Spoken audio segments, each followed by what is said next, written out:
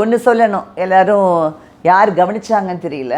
But minister EV Velu அவரோட அந்த இது தானே வருது, டெரிட்டரி தானே அவரோட தானே பெல்ட் அந்த இது.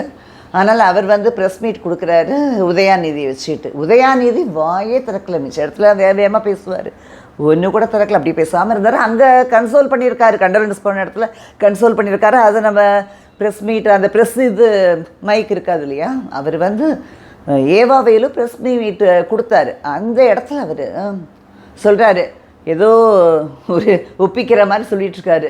இந்த மாதிரி இது இன்றைக்கி நம்ம விளையாட்டுத்துறை அமைச்சர் வந்து உதயாநிதி அவரோட திருக்கரங்களால் கொடுத்தாருன்னு.